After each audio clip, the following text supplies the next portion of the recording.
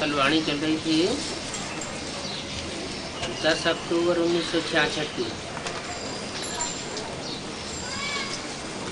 दूसरे पेज के मध्यान्ह बात चल रही थी। ज्ञान तो है सदगति करने वाला और भक्ति है दुर्गति करने वाली। क्यों? सदगति और दुर्गति का कनेक्शन किससे है? एक से होती है सदगति और अनेकों से होती है दुर्गति।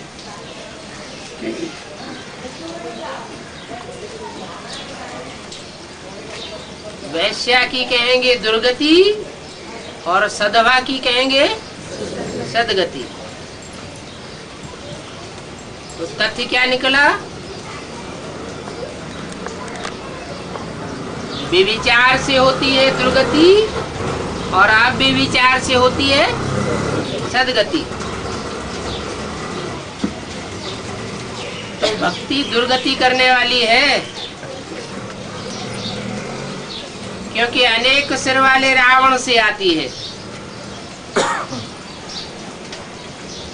इसलिए कहा जाता है बाप के आगे ये सब भूसा भूल जाओ। कौन सा? जो अनेक मनुष्य गुरुओं से सुना हुआ है। अर्जुन से क्या कहा? अर्जुन, तू अपनी बुद्धि को कोरा कागज बना ले, जो भी सुना हुआ है वो सब भूल जाना है। बाप कहते हैं सिर्फ माम एकम याद करो तो तुम्हारे विकर्म विनाश हो जाएंगे।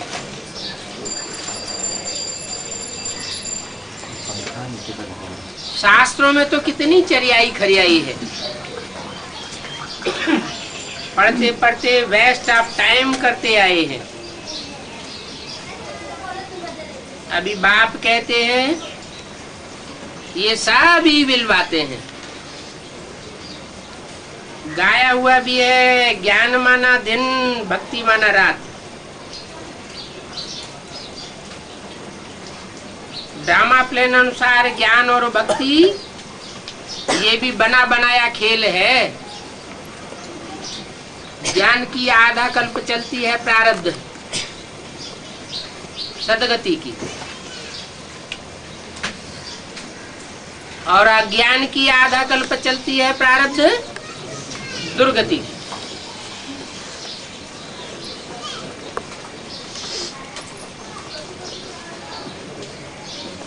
मनुष्य कुछ भी नहीं समझते। कहते भी हैं जब भक्ति पूरी होगी तब भगवान आकर सबको सदगति देंगे, भक्ति का फल देंगे। तो इसका मतलब भक्ति से निष्फलता होती है, ज्ञान से सफलता होती है। फिर बाप आकर फल देते हैं। अभी तुमको जब ज्ञान मिला है तो भक्ति से एकदम नफरत आती है।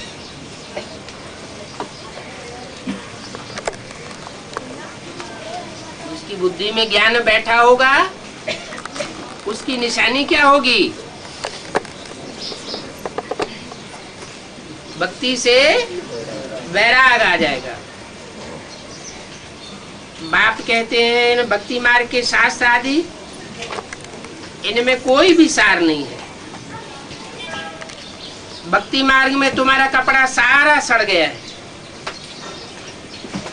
कौन सा कपड़ा? ये शरीर रूपी कपड़ा भक्ति करते करते सड़ गया है, परंतु कोई समझते नहीं कि सतयुग त्रेता में कितना अच्छा वस्त्र था। अभी सड़ा हुआ वस्त्र कहाँ तक पहनेंगे? उनको ये पता नहीं है कि स्पिरिचुअल नॉलेज किसको कहा जाता है। और शास्त्रों की नॉलेज किसको कहा जाता है? Spiritual knowledge spiritual God father ही आकर के दे सकते हैं।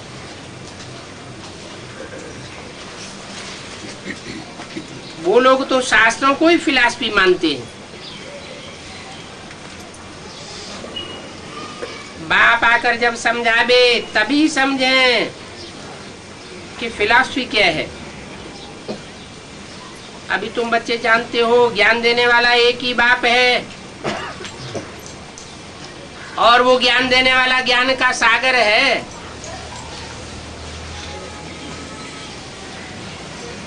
जो सागर को हप कर लेते हैं वो विजय माला के दाने बन जाते हैं।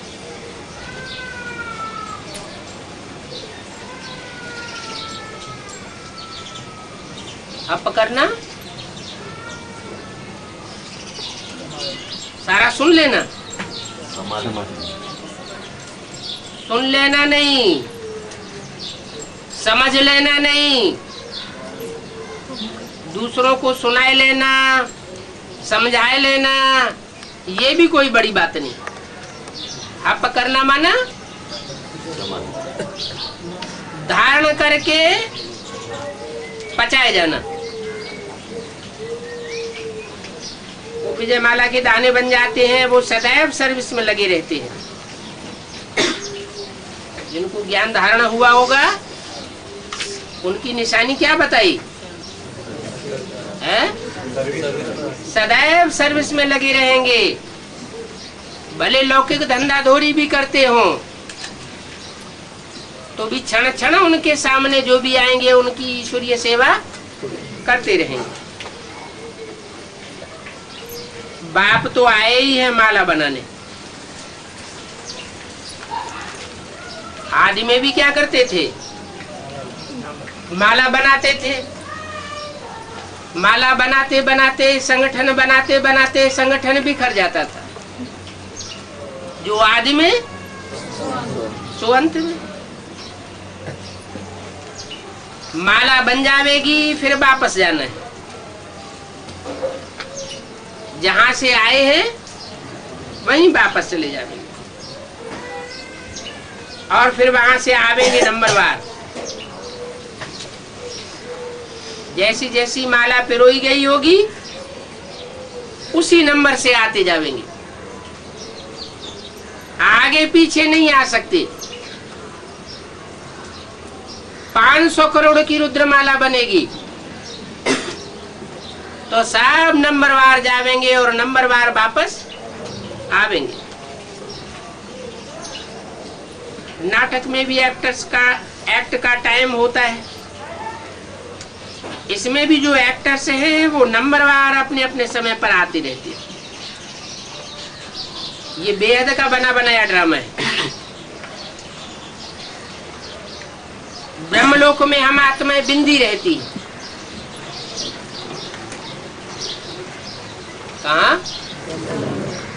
ब्रह्मलोक में।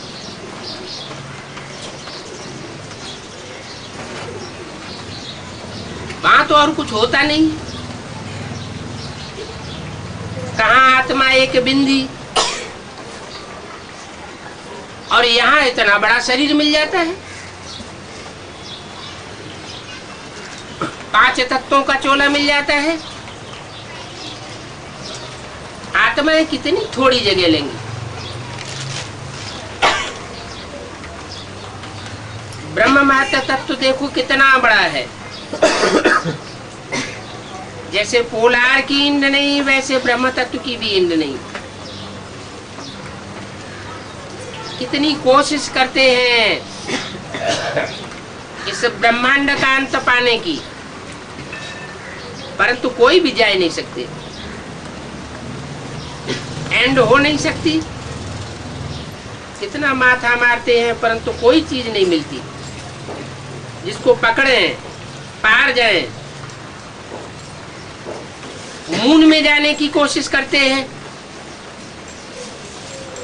लेकिन वहां कुछ है थोड़े ही। साइंस का मिथ्या घमंड है, कुछ भी फायदा नहीं है। वहां क्यों जाते हैं? क्योंकि सुना है आकाश आकाश, पाताला पाताल, दुनियाएं बनी हुई है, ऐसा समझते हैं। मून में भी कोई दुनिया होगी, तो ये भी इनका ड्रामा में पार्ट है। फायदा कुछ भी नहीं है। रिद्धि सिद्धि से बहुत ही आग और पानी में चले जाते हैं।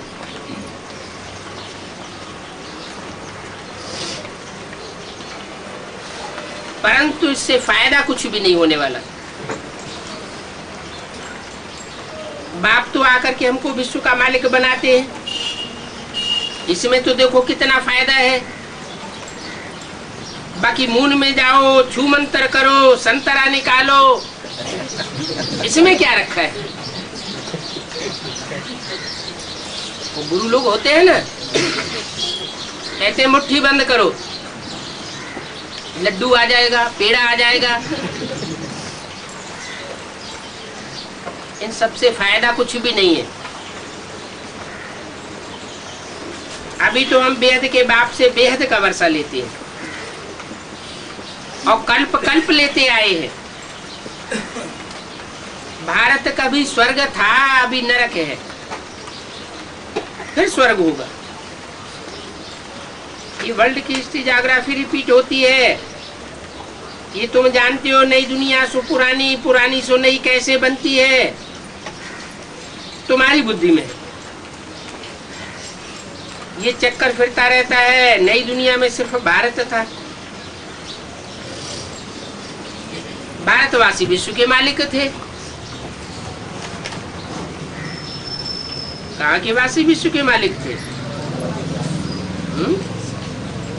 अलग अलग धर्मखंड है ना। कोई यूरोपवासी है, कोई भारतवासी है, कोई चीन जापान वासी है। तो जो जो जिस खंड के वासी हैं, उनकी अपनी अपनी विशेषता है। तुम भारतवासी हो,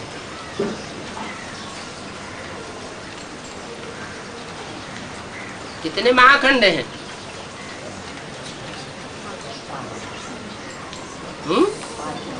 और कितने सागर हैं? सागर का भी बंटवारा कर दिया है। 7 सागर बताते हैं ना। 7 महाभूखंड हैं। तुम भारतवासी हो।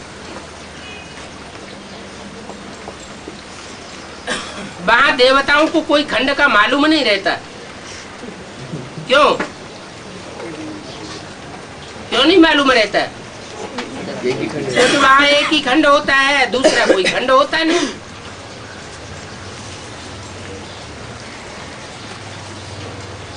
ये तो बाद में जब द्वापर आता है, द्वैतवाद आता है, तो वृद्धि को पाते हैं। 10 अक्टूबर 1966 की वाणी का 3रा पेज। नए नए धर्म स्थापक आए, अपना अपना धर्म स्थापन करते हैं, बाकी वो कोई सदगति नहीं करते हैं। तुम भारतवासी हो, भारत में भगवान आते हैं।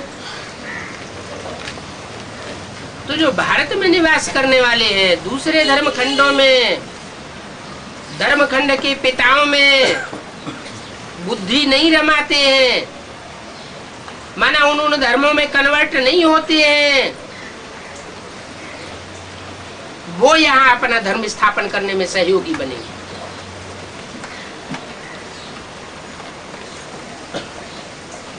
बाकी वो कोई सदगति तो करते नहीं है।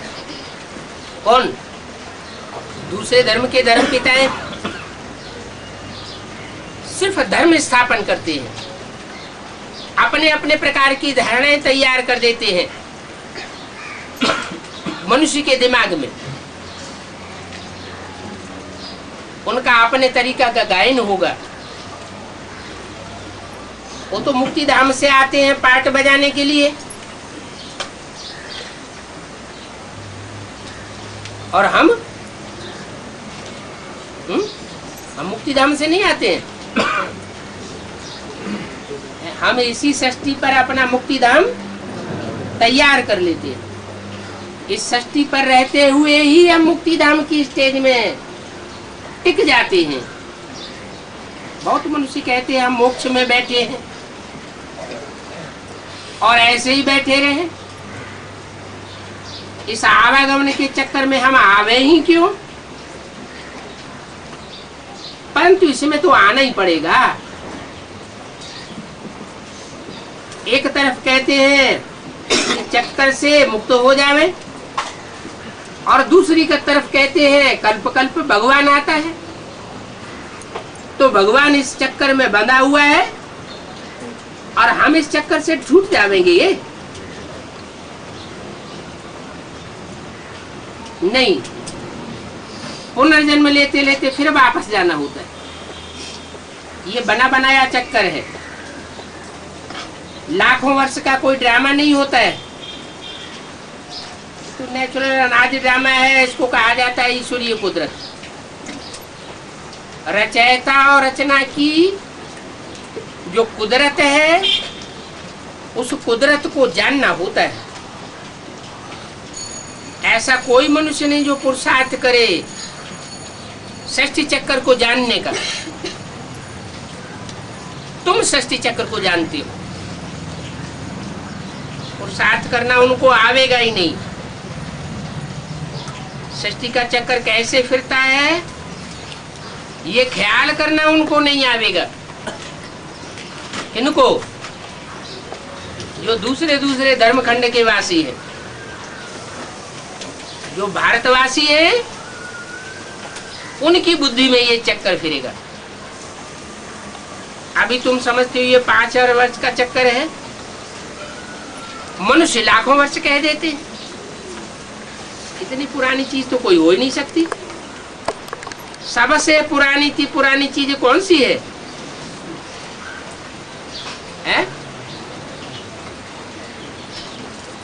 खुदाइयों में भी वो चीज मिली है सबसे जास्ती तादाद में, शिवलिंग। शिवलिंग है निराकारी स्टेज की यादगार। हाथ पांव नाक आंख कान इनकी जैसे स्मृति ही नहीं रहती। तुम भी रुद्रमाला के मणके बनते हो, शालिग्राम बनते हो।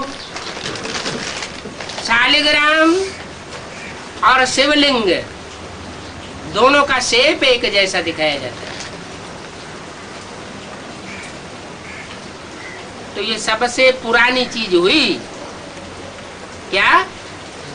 शिवलिंग, जो खुदाइयों में सबसे जास्ती तादाद में मिला है। अभी आया है कौन? जिसकी यादगार है खुदाइयों में सबसे जास्ती मिलती है, वो अभी आया है, जिसकी यादगार बनाते हैं। पहले पहले जब पूजा शुरू होती है तो हीरे का शिवलिंग बनाते हैं।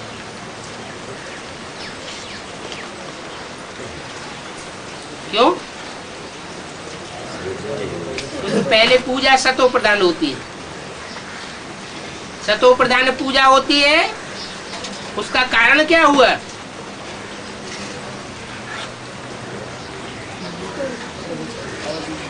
क्योंकि शिवलिंग ने जरूर हीरे जैसा पार्ट बजाया होगा।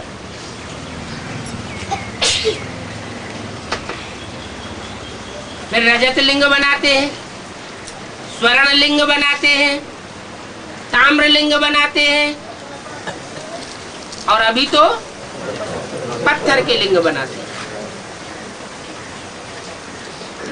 तो जब सतो प्रधान भक्ति थी तो हीरे का लिंग बनाया। पुराना हो जाता है तो पत्थर का बनाते हैं। अब देखो शिव बाबा तो हीरे का है नहीं है? शिव बाबा हीरे का बना हुआ है क्या? फिर हीरे का क्यों बनाई दिया? सोमनाथ के मंदिर में हीरा क्यों लगाई दिया? हाँ, वो जिस पत्थर बुद्धि में प्रवेश करता है वो क्या होता है? हीरो पाटधारी बन जाता है, पत्थर बोलने लग पड़ता है। तो देखो शिव बाबा तो हीरे का नहीं है, वो तो एक बिंदी है। पूजा के लिए बड़ा बनाते हैं। बड़प्पन किस बात का दिखाते हैं? बड़ा क्यों बनाया है? बड़ा पार्ट बजाया है, बड़ा काम किया है जो दुनिया में और कोई धर्म पिताओं ने नहीं किया है, इसलिए बड़ा बनाते हैं। समझते हैं हम हीरो का शिवलिंग बनाते हैं। अब तुम बच्चों को ये स्मृति आई है कि हमारा बाप हीरो पाटधारी है। समझ सकते हो, बरोबर बड़े बड़े हीरो को कट करके फिर शिवलिंग बनाए पूजा करते थे। सोमनाथ के इतने बड़े मंदिर में बिंदी रखे तो वो देखने में भी नहीं आवेगी। बाप बैठ समझाते हैं भक्ति मार्ग में देखो क्या क्या होता है।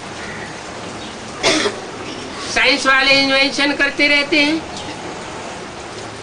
अच्छी अच्छी चीजें भी निकाली है तो विनाश के लिए निकाली है।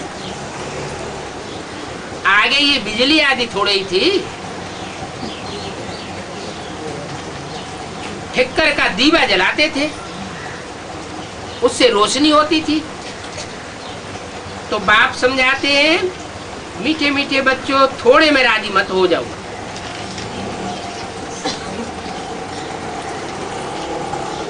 क्या बाप इतना ऊंचा पार्ट बजाने वाला है तो तुम थोड़े में राजी मत हो जाओ। अच्छी रीति धारणा करो। ज्ञान की अच्छी रीति धारणा करेंगे तो सागर को भी हम पकड़ लेंगे। जो अच्छी सर्विस करेंगे तो पद भी ऊंच पावेंगे। सारा दिन खुशी का पारा चढ़ा रहना चाहिए। वो तब चढ़ेगा जब ईश्वरीय सेवा में रहेंगे। ये सारी दुनिया तो छी दुनिया है। इस दुनिया से अब हम जावेंगे। ये पुरानी दुनिया तो खत्म हो रही है, सब तैयारियां हुई पड़ी हैं। बाकी 10 वर्ष हैं। क्या कहा है? पुरानी दुनिया को खलास होने में कितने वर्ष हैं? 10 वर्ष हैं। इन 10 वर्षों में कितनी सर्विस करनी है? कितनी सर्विस हो गई 10 वर्षों में? 66 से लेकर के 76 तक कितनी सर्विस हो गई? बहुत ज्यादा सर्विस हो गई क्या है? 73, 74, 75 में सर्विस का बड़े से बड़ा नजारा कौन सा निकला? मेला मलाखड़ा निकला। तो मेले मलाखड़े में कोई जास्ती सर्विस हो जाती है क्या है? फिर क्यों कहा 10 वर्षों में कितनी सर्विस होनी है? मैंने एडवांस ज्ञान जो है वो मनन चिंतन मंथन करके तैयार होके सामने आ गया। ब्राह्मणों की ये है बड़ी से बड़ी सर्विस। जितना मंथन करेंगे उतना मक्खन निकालेंगे और अपनी घोट तो नशा चढ़े। और मंथन उन्हीं का चलेगा जो ईश्वरीय सेवा में रहेंगे। जितना जितना ईश्वरीय सेवा में तल्लीन रहेंगे मंथन चलता रहेगा। अपनी आत्मा के अनेक जन्मों का हिसाब किताब खुलता रहेगा। तो बाप कितनी अच्छी रीति बैठ समझाते हैं। सारे भारत में तो क्या विलायत तक भी चक्कर लगाना है क्या? तो भारत में सेवा नहीं करनी है। विश्व के मालिक बनने वाले विश्व की सेवा करेंगे या सिर्फ भारत की करेंगे? विलायत तक भी चक्कर लगाना है। अखबार के जरिए विलायत तक भी पता चल जाएगा। इस सीढ़ी के समझाने से सब कुछ समझ में आ जाता है। शास्त्रों का ज्ञान खलास हो जाएगा। शास्त्रों का चक्कर ये तो कोई काम की चीज नहीं। शास्त्रों में जो चक्कर दिखाया है वो तो ली का मात्र दिखाई दिया है। जैसे बाबा को शुरू में ज्ञान आया तो दीवारों पर बैठ करके निकालते थे। क्या दीवारों पर लकीरें खींचते रहते थे।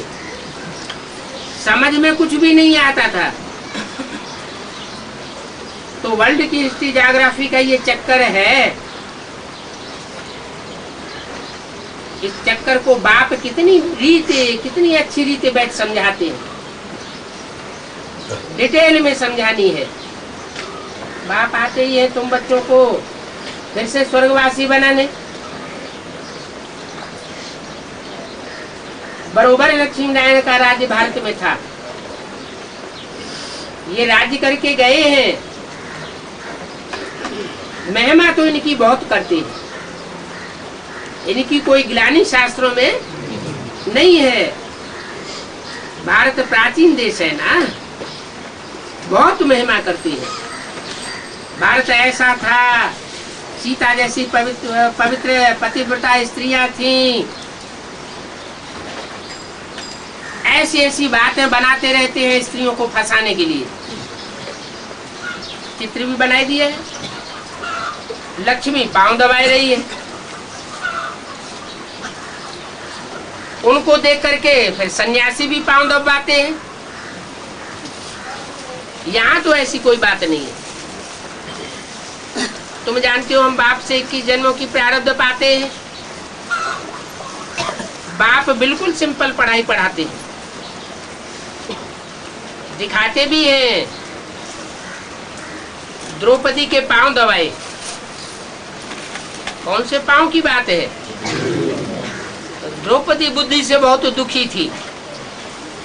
सीता कहो, द्रौपदी कहो, रहती तो अशोक वाटिका में थी। शारीरिक कोई दुख नहीं था, लेकिन मनसा का, बुद्धि का दुख बहुत था। तो वो शास्त्रों में दिखाई दिया है। द्रौपदी के पांव दबाए। अभी वो स्थूल बात तो कुछ भी है नहीं। ये तो बाप कहते हैं बच्चे तुम भक्ति मार के धक्के खाए खाए के थक गए हो। ज्ञान में आने के बाद भी कोई भक्ति मार के थक के खाने लग पड़ते हैं। भक्ति पूरी नहीं हुई है तो ज्ञान लेने के बाद फिर से भक्ति शुरू कर देते हैं। बाप कहते हैं भक्ति में तुमने जो थक मारी है, थकान पकड़ी है, वो थकान मैं दूर करता हूं। तुम धक्के खा खा के पतित बन पड़े हो। तुम जानते हो हमारा बाबा अभी थकान दूर करने के लिए आया है। फिर हम कभी दुखी नहीं होंगे, दुख देखेंगे ही नहीं। जरा भी दुख का नाम निशान नहीं होगा। बाकी अभी पुरुषार्थ करके ऊंच पद पाना चाहिए।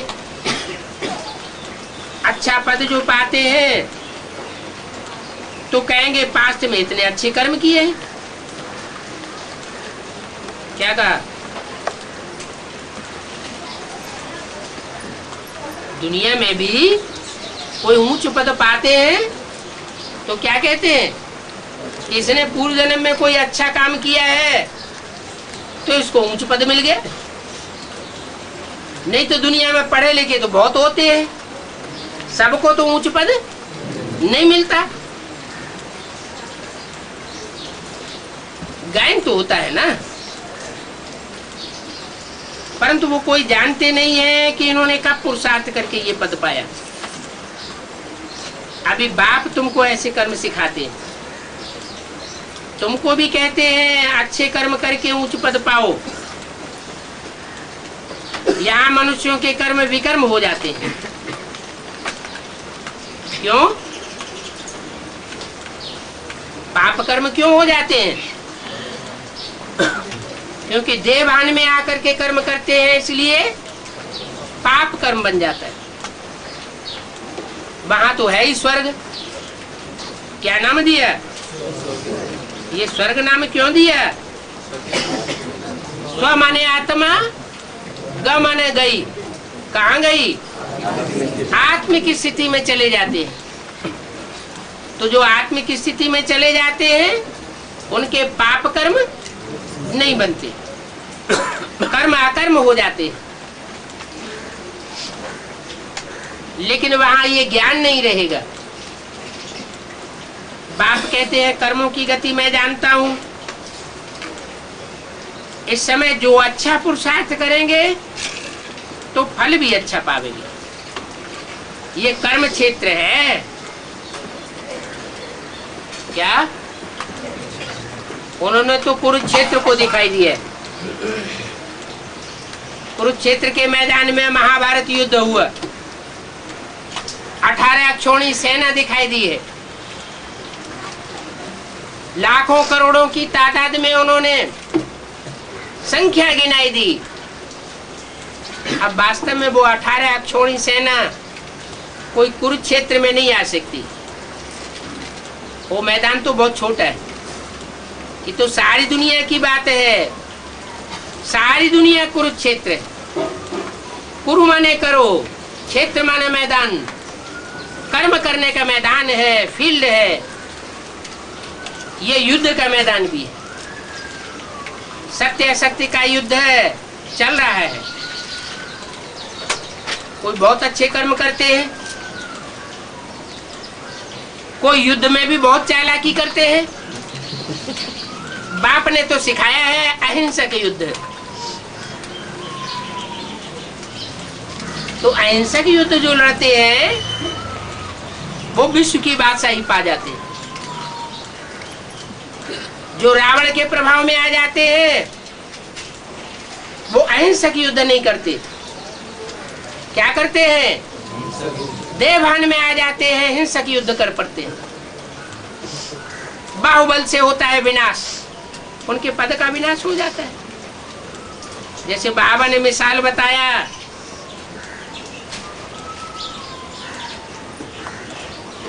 बच्चे को यही तात लगी हुई है कि सर्विस करे।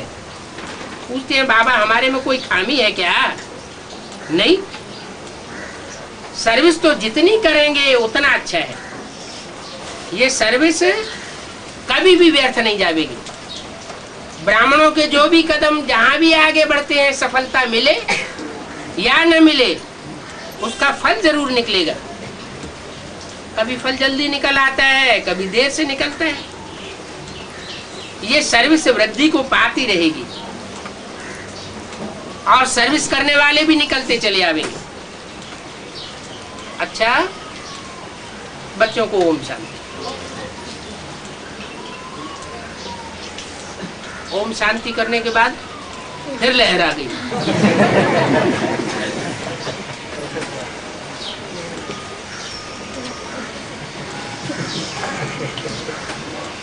कब? रात्रि क्लास। ये स्थापना हो रही है। ये तो बच्चे जानते हैं, दुनिया में तो साधु संत महात्मा भक्ति मार्ग के बहुत हैं। यहाँ तो विकारों के लिए मारामारी हो पड़ती है।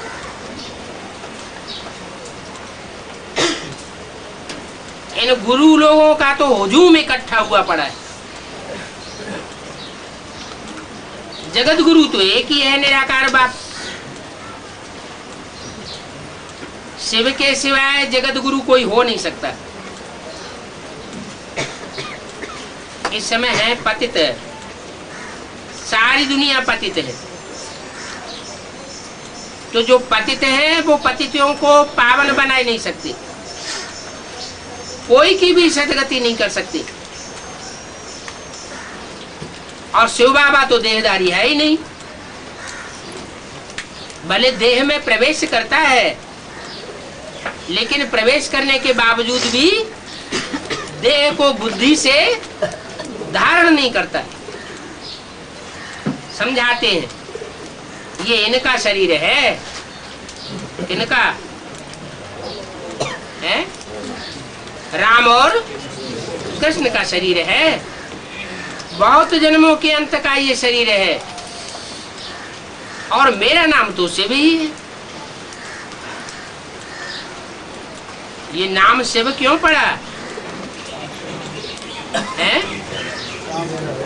भले शरीर में प्रवेश करते हैं, लेकिन उस शरीर के द्वारा जो भी कर्मेंद्रियों से कर्म करते हैं उसका रिजल्ट कल्याणकारी होता है।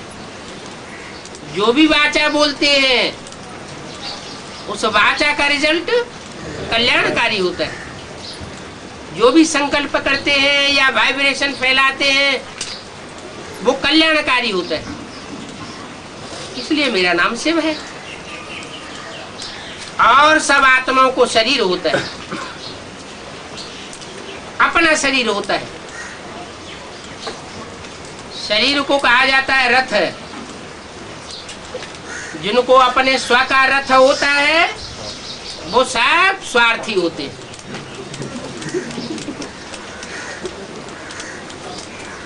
ये बातें कोई ऐसे नहीं कि बाबा ने ही आके बताई।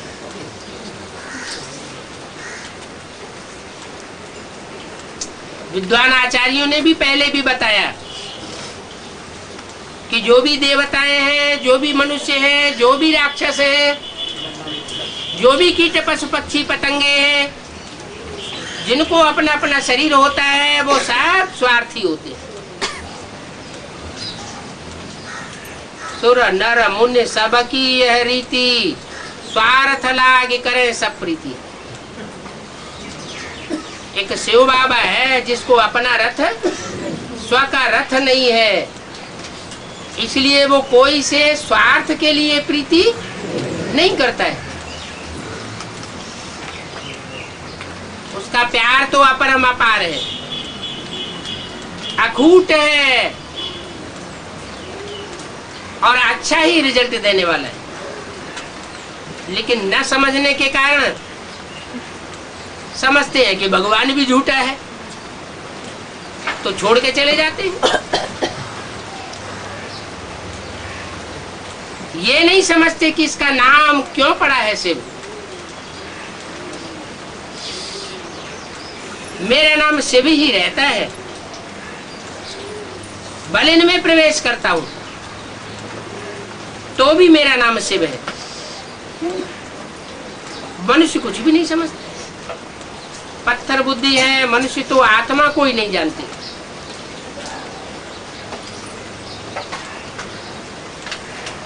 आत्मज्ञान क्या देते हैं? आत्मा सो परमात्मा। फिर कहते हैं परमात्मा सो हम आत्मा। यही सारा ज्ञान फैलाया हुआ है। निराकार परमपिता परमात्मा के बिना कोई देहधारी ज्ञान नहीं दे सकता। ये तो ढेर के ढेर गुरु हैं, सब भक्ति मार्ग किया, अंधश्रद्धा सिखाते हैं। तो अभी उन अंधश्रद्धा सिखाने वालों को पकड़ना चाहिए। क्या अंधश्रद्धा सिखाते हैं? जो भी कर्म करते हैं सब अंधश्रद्धा की करते हैं। उनको पकड़ना चाहिए और उनकी पोल पट्टी खोलनी चाहिए।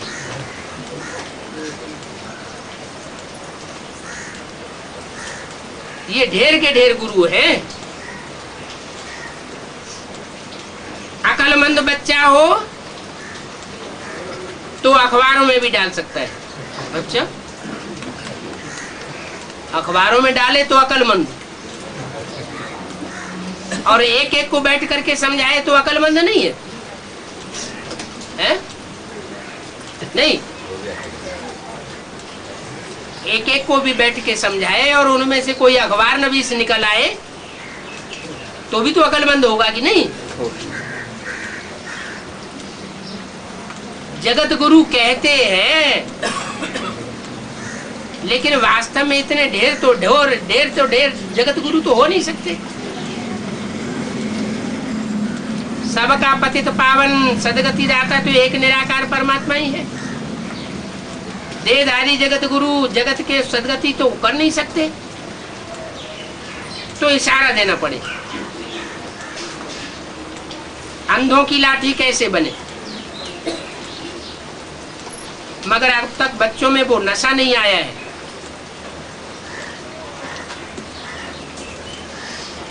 पांच आना भी मुश्किल समझे। कब की बात है? 66 की बात है। 5 आना भी नहीं समझे हैं, 1/3 से भी कम हो गया। अभी तो 11 आना बाकी पड़ा हुआ है। चलते चलते बच्चे फिसल जाते हैं, समझाने की शक्ति नहीं है। तो बच्चों में जब शक्ति नहीं आती है, बाप देखते हैं, माँ देखती है कि बच्चे शक्तिहीन हैं, इसलिए माँ बाप बच्चों में प्रवेश करके मदद करते हैं। क्या कहा? सन 69 के बाद माँ और बाप ने प्रवेश करके ईश्वरीय सेवा बच्चों के द्वारा कराना शुरू कर दिया। बच्चों को क्या अहंकार आ जाता है? कि ये मनन चिंतन मंथन मैंने किया, मैं बड़ा महारथी हूं। कोई अच्छी आत्मा निकल आई तो भी अहंकार आ जाता है कि इनकी सेवा हमने की, हमने इनकी सेवा की है तो ये हमारे चेले होने चाहिए, हमारी ये बात माननी चाहिए।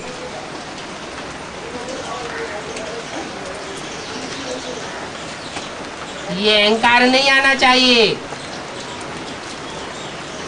जो भी सेवा करते हैं वो इस समय बाप दादा करते हैं। तमो प्रधान आत्मा कोई सेवा नहीं कर सकती। हाँ, हिम्मत कर सकते हैं। जो बच्चे हिम्मत करते हैं तो माँ बाप उनकी मदद करते हैं, दृष्टि की मदद करते हैं, वाइब्रेशन की मदद करते हैं, वाचा से मदद करते हैं, भाग दौड़ की थकान न होने पाए इसकी भी मदद करते हैं। कहीं सर्विस करते करते कोई को क्रोध आ जाए, पिटाई हो जाए तो उसमें भी मदद करते हैं। वो मार महसूस नहीं होगी, वो खुद प्रवेश करके ऐसा बल देंगे कि महसूसता नहीं होगी। बच्चे प्रदर्शनियों आदि का उद्घाटन आदि करते हैं। बाप तो जो बच्चों का मददगार है। साधु संत आदि कितने आते हैं, लाखों रुपया कमाए जाते हैं, फिर भी पवित्र तो बनते नहीं है, अपवित्र बुद्धि रहती है। हाँ, तन से पवित्रता धारण करते हैं, इसलिए उनका मान होता है। अब ये कोई नहीं समझते कि ये जगत गुरु फिर यहाँ जन्म क्यों लेते हैं। सारे जगत के गुरु हैं, पवित्र रहते हैं, पवित्रता इन्होंने धारण की हुई है, फिर ये अपवित्र दुनिया में जन्म क्यों लेते हैं। इसी दुनिया में तो बहुत घोर अंधियारा, उनमें तो बाप का परिचय ही नहीं है। उन्होंने गुरु समझ कितने लोगों को पतित बनाया, कितनी शादियां आदि कराते रहते हैं, कितने लोग जाकर के उनको माथा झुकाते हैं, भीड़ लग जाती। चरणों में गिरने के लिए कितनी भीड़ लगती है, मिलता तो कुछ भी नहीं है। परंतु ये बातें कोई समझाता भी नहीं। तुम्हारी तो बहुत मेहनत है, घर बार में रहते पवित्र रह करके दिखाना है। कौन सी मेहनत है? घरगृहस्थ में रहना और घरगृहस्थ में रहते हुए भी पवित्र रह करके संसार को दिखाना। प्रूफ हो जाए कि इन्होंने अपने जीवन में घरगृहस्थ में रहते रहते पवित्रता धारण की है। उन गुरुओं ने तो कायरता धारण की, बाल बच्चों को दुखी किया। ये हिम्मत कोई दिखलाते नहीं।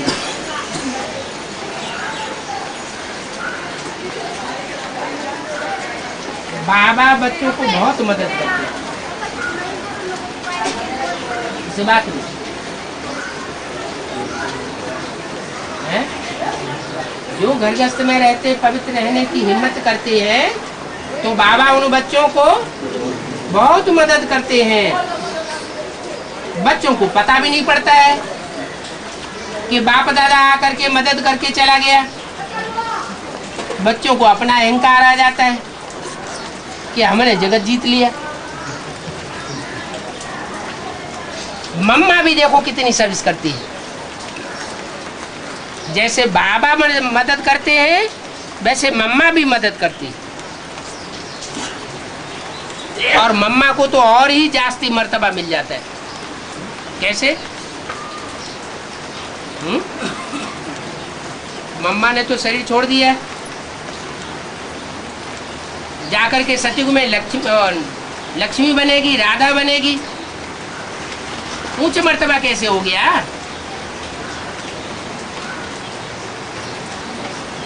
है? ब्रह्मा बाबा से ज्यादा ऊंचा मर्तबा कैसे हो गया? अरे अभी एडवांस पार्टी में ब्रह्मा की सोल भी नंबरवार बच्चों में प्रवेश करती है और मम्मा की सोल भी प्रवेश करती है। मम्मा क्या बनेगी और बाबा क्या बनेंगे?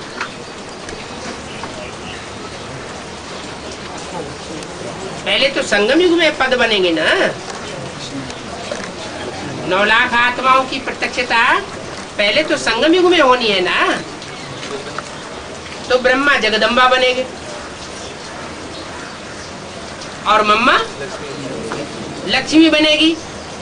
तो जीवन का लक्ष्य क्या है? जगदम्बा बनने का लक्ष्य है या लक्ष्मी बनने का लक्ष्य है? लक्ष्मी बनने का लक्ष्य है। तो मम्मा ने लक्ष्य को प्राप्त कर लिया तो ऊंच पद हुआ ना। जगदम्बा का उतना ऊंच पद नहीं कहेंगे। तो मम्मा को तो और ही जास्ती मर्तबा मिला। लेकिन मम्मा की याद में कई मुर्दे बन गए। क्या? इस बात का लफड़ा हुआ। बाबा ने किसी मुरली में नहीं बोला। क्या नहीं बोला? कि मम्मा को याद करना है, ब्रह्मा को याद करना है। न ब्रह्मा को याद करने के लिए बोला, न मम्मा को याद करने के लिए बोला। लेकिन होता क्या है? कोई मम्मा के मुरीद, कोई बाबा की मुरीद। इसलिए मुरली में बोला शिव बाबा को कोई पूछता ही नहीं।